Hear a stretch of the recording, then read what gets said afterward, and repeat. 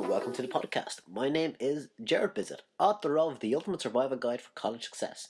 Today I am joined by fellow Irishman Owen Fitzpatrick. Owen is a psychologist, best-selling author and international speaker.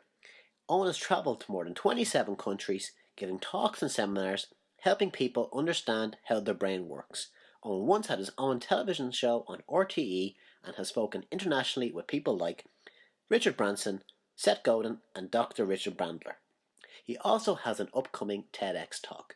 For more information, head on over to www.owenfitzpatrick.com where you can subscribe to his blog. Hi Owen, how are you? How you doing, Jared? Good to be here on with you. So why don't we start with telling everybody on what exactly it is you do and you're in your area of work? Yeah, well, I suppose, Jared, first things first, I suppose I'm a psychologist. I've been a psychologist for the longest amount of time, and I travel around the world doing courses, teaching seminars, giving talks on areas such as influence, leadership, motivation, communication, being able to help people to get the best of themselves, personal and professional development. I've written a few books, as you said. I've also done a little bit of playwriting and screenwriting and acting. So I'm juggling a lot of plates.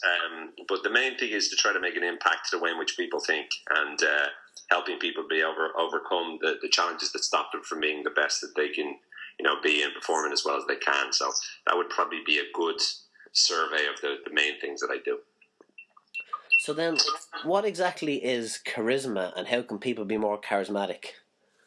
Well, when I talk about charisma, I'm talking about the sort of the presence that kind of makes you stand out from the rest of the crowd. The thing that captivates people, that gets people to want to be around you, want to listen to you. It's not necessarily about being more likable. You could be disliked and be charismatic. It's about being able to make it so that when people are around you, they're interested in what it is that you have to say. And so charisma to me is about two things. It's about being able to impact people by being you more and also by being more you. And what I mean by that is by being you more, I mean being more authentic.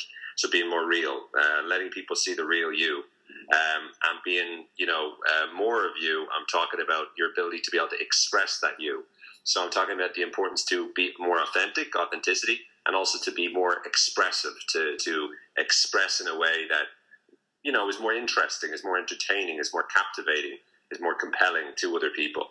And I think they're the two keys that I certainly have realized are the most important aspects of charisma. If you try to go, authentic, but you're not very expressive, then you don't really, impact people as much. And if you're very expressive, but you're fake, then again, people can see through you and you become more of a shrill, more boring. So to me, the key is to be able to have both of them. And that means being more of yourself, liking who you are, building your self-esteem, building your confidence massively. And it also means being able to improve the way you use your voice, the way you communicate through body language, the way that you read other people, the way that you're able to interact with others. And to me, that's probably the best way I could describe charisma. In your book, The Charismatic Edge, you talk about captivating stories. So what exactly makes a captivating story? And is stories the key to getting our point across to other people and making us charismatic?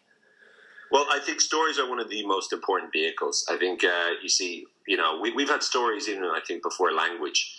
In order to communicate when, we were hunters and gatherers, as a language was evolving, we needed to be able to communicate messages to others. And whether that happened in dance or body language or gestures, they were always telling a story. They were trying to communicate a sequence of events that happened, which often includes conflict. And so our brains are hardwired to accept stories. And so if you want to be able to communicate, to other people in the most effective way, stories are probably the best vehicle you have at your disposal. What a story does is it grabs people's attention because we immediately connect with the hero or the protagonist in the story. And as we connect with that protagonist or hero, we follow their journey and we empathize with them. And because of that, we become entranced into the story. So stories hit us not just emotionally, but also logically. So logically, Harvard Business School, are famous for teaching in their case study method of teaching. So that's using a case study, or in other words, a story of what happened in a certain situation. And so people learn the facts and information on what happened, but they also go through the journey and they go through the emotional journey, the ups and downs of it. And to me, that's, certainly one of the most powerful parts of charisma, if not the most powerful, is the ability to be able to, capture people's imagination, take them on a journey, and truly impact them emotionally and intellectually through the use of a story. So charisma is more of an art so than a science?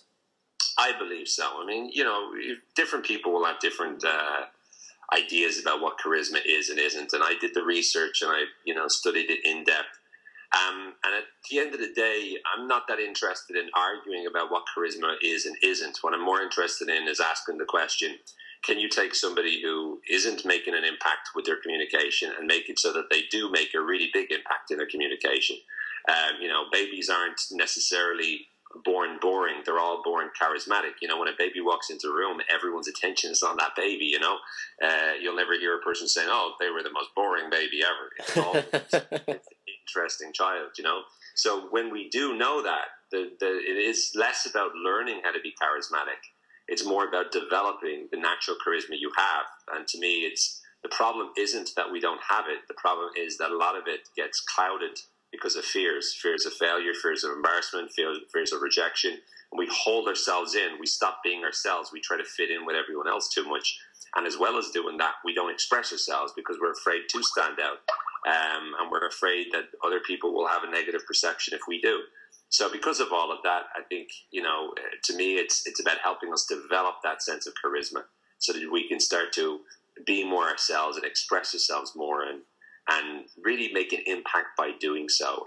And I think that's the most important thing people need to remember. So what are some of the enemies of charisma then?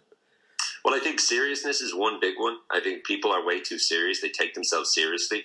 There's an expression where we say, I don't want to be taken, I really want to be taken seriously, as if that's necessarily a good thing. And I think they mix it up with respect. It's important to be respected, of course, but necessarily being taken seriously isn't all that important from my perspective, because the truth is that when you make other people laugh, number one, they feel good. Number two, they like you more. But also, if you can get yourself to the point where you can laugh about yourself, it means that necessarily you have less skeletons in your closet, you have less things to worry about, and therefore you can be more comfortable with yourself, you can like yourself more. As well as seriousness, it also say, obviously, the fears that I mentioned, the fear of failure, the fear of rejection, the fear of embarrassment. Because we're scared to fail, we don't try enough, we don't want to make mistakes, we think making mistakes means that we're a bad person or whatever, and so therefore we avoid that, and by doing so, we never really push ourselves to do what we could possibly do.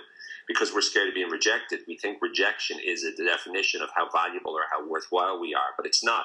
If we get rejected, it's simply a description of what's going on in the other person's head. It's their perception. It's not the reality. So people never reject you based on the reality. They reject you based on their perception of the reality. And that's important to remember. But believing that rejection is about you, that's the problem, and that gets in the way because that stops people from being themselves, and they try to do something other than being themselves because they're terrified of what will happen if they are. And then fear of embarrassment, again, is I don't want to look stupid. That's often what people talk about, is looking stupid or looking ridiculous. Once again, as if it's a bad thing. But if you can get yourself to the point that you accept that necessarily sometimes you'll do something silly. I mean, I do something ridiculously stupid on a regular basis. I don't mean to do it, but it's just, I'm clumsy or whatever the case may be from time to time. Uh-huh.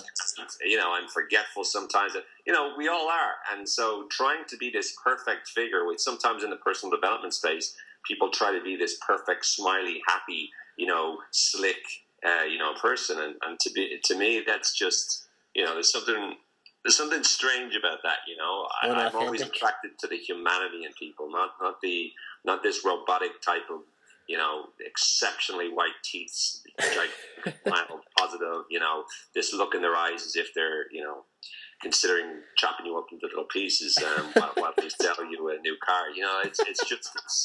It's off to me, and I think the more people are themselves and they don't give a shit what people think and they just let loose, the nicer they are to be around, So then, it's really about being authentic, I suppose, and that would really do away with some of the enemies of charisma then. Absolutely. I mean, most of the work that I do with people on authenticity, one of the things is people often think when you do courses on charisma, they immediately are totally skeptical, and I totally understand why. And because, again, it's the whole thing of, I'm going to give you this gift, or I'm going to promise to teach you this magical quality. But in reality, a lot of the work I'm doing is helping people to stop believing the bullshit that they've learned to believe about themselves over the years. So they learn to believe that they're not good, at this, they're not good at that, that they can't communicate. People, do a personality test. They think they are an introvert according to the test, and all of a sudden that means that they can't communicate. But yet I know some of the most charismatic people I know are introverts. So it's not about the limitations that you have. And what I try to do is help people to stop believing those limitations. And sometimes it's years of training that they've been given. And we have a shorter space of time to be able to turn those beliefs around. But again, once you understand how beliefs work and once you understand how people build them, you can help people to be able to change the way they think about it. But it's crucial to be able to get people to change how they see themselves, like themselves more, treat themselves better, behave in such a way that's respectful to themselves, that's loving towards themselves, that accepts their good and their bad, that's okay with whatever it is that they have. And based upon that, then they are free to be themselves fully. And that's the key. So I think in today's world, be it if you're in business, if you're in college, if you're a mother, or even if you're a school teacher, or a person working the 9-to-5 job, it really is about how we interact with people. So how can we be more effective communicators and influence people? Well, first of all, the keys about influence is very simple. Every single time you're communicating with another person, there's you, there's them, and there's the communication between you. Now, in terms of you, the first thing is that you have to ask yourself the question, how are you perceived? Are you perceived as credible? Are you perceived as believable? Are you perceived as confident? Are you perceived as an expert? Are you perceived as likable? Are you perceived as similar to them? Can you connect with them? They're all important qualities to ask yourself the question. And if you're not, what can you do to ensure that you are perceived that way? Because a lot of times people will listen to you or believe you not based upon how intelligent your argument is, but more so they'll listen to whether or not they think you're credible or you're believable or you're an expert or you know what you're talking about. So the first key is to be able to ask yourself, how are you perceived and how can you change your perception if you're not perceived as credibly as you'd like to be? The second part is to ask yourself about them. What do they need to hear? What kind of person are they? If you're talking to an extremist Christian, in the deep south of America, and they're voting for Trump. Oh, God. Radically different,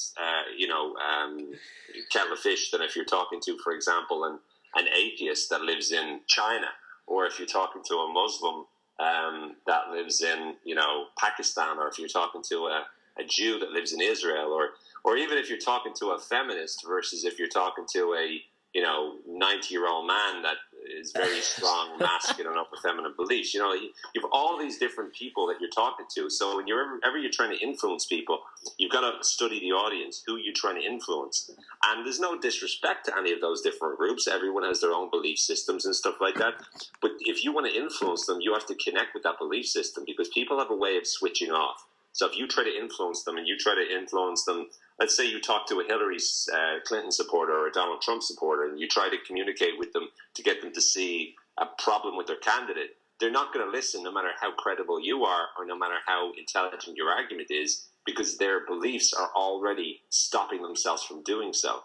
There's certain biases that are limiting them from listening or opening up to you. There's a thing called the backfire effect, which suggests that whenever a person believes in a particular candidate, for example, and you argue with them over that, they become more entrenched to their perspective already. That's not just to do with candidates, that's any sort of belief. So it's really important to be aware of what does the audience believe, what kind of personality and background do they have, what are the important things for them, the important values, what are their fears, what are their goals. And to me, the key of influence is figuring out what the other person wants, understanding what you want and connecting the two. In such a way that gets them to do the behavior. And if you do that, then that works. And then the last part, the third part, is understanding the message, the communication between the two of you. And that has to be something that you understand. Well, how can you influence them logically, which most of us are good at? You put down your idea, you put down the evidence as to why it's true, you attack the opposing ideas, you defend your own. But also it's in terms of emotionally, how can you make them feel good? How can you make them enjoy the conversation? How can you make them feel listened to? How can you make them feel important or respected? How can you make them feel what they need to feel? And your ability to emotionally impact them. And that's where stories come in very handy. Stories are a remarkably effective way of being able to influence people both intellectually and emotionally, as I said earlier. So what would some of the habits be of a good communicator? Sorry, say that again? What would some of the habits be of a good communicator? Well, some of the habits of a good communicator would be, obviously, there's, the traditional ones like listening. A lot of people think that they're listening, but they're not actually listening. The reason they think they're listening is because they've learned to nod along with a person and repeat what a person says, but they're not really taking it in. What you need to be doing when you're listening to a person is trying to understand where they're coming from, understand their world, understand exactly what they're thinking about, and listening to the specific words they choose to use. So it's not just good listening to the gist of what you think that they're saying and saying, I feel that you're saying this, and paraphrasing it back. Real listening means really trying to understand the other person. So Stephen Covey in his book, 7 Habits of Highly Effective People, says seek first to understand, then to be understood. He didn't say seek first to listen, then to be listened to. He said about being understood by understanding first. And so to me, it's about listening to understand where the person's coming from. So often we let our own beliefs come in the way, and we're too busy thinking of what we're going to say to defend ourselves instead of listening to the other person's perspective or where the other person's coming from. So true, effective, real listening would be one thing. Another thing would be the ability to be able to keep your communication simple and clear. So what is your message? What do you want to communicate to the other person? And make it so that you're very clear over what you're saying.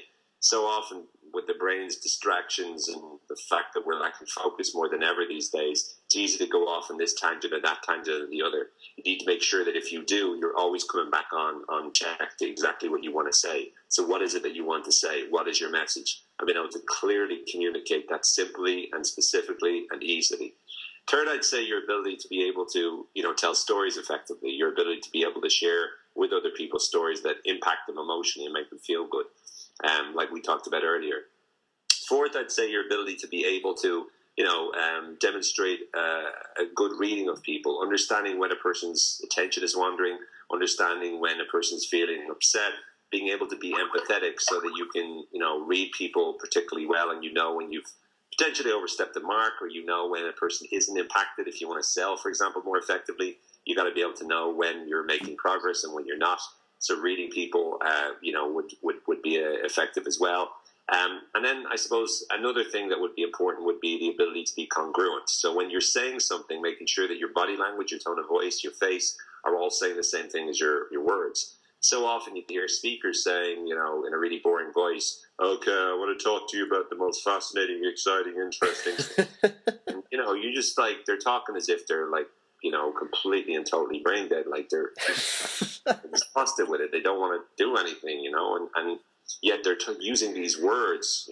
It's like when you sometimes in America, someone says, "Oh my God, I love that." They don't love it. They just like it, but they're saying, "Oh my God, I love that," because that's what the habitual way of speaking is. Uh-huh. So you've got to be able to make it so that you're genuinely being congruent with people. If you turn to your girlfriend and you say to her, "Yeah, I love you," she's not going to necessarily feel very loved. But if you say it in a way that it's full of feeling, then necessarily she will be impacted by it. So being congruent means making sure that if you say something like, "I'm excited," you say it like that. You say like you're excited about something, and you don't do an over-the-top, job on it, but you just make sure that people could, if someone from another country was watching you, they would be able to tell more or less the kind of things you were saying.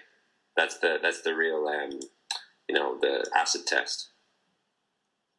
So not only are you an expert in charisma and communication, you also have wrote an excellent book about time management. Yeah. So what are some of the top tips for time management?